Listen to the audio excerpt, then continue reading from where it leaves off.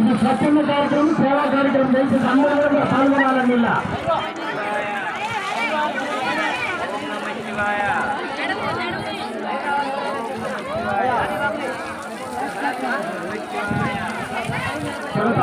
మీకు పట్టి ఆలైందా లేకపోతే మీరు ఒకసారి పెట్టొచ్చరా?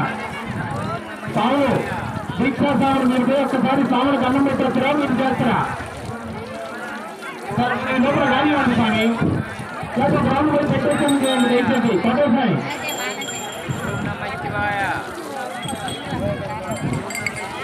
భక్తులకందరూ మనవండి.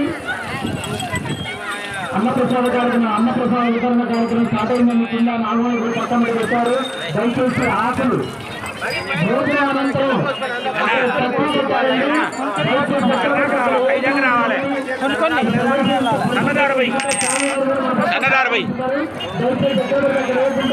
ట్రక్కులో లేయండి.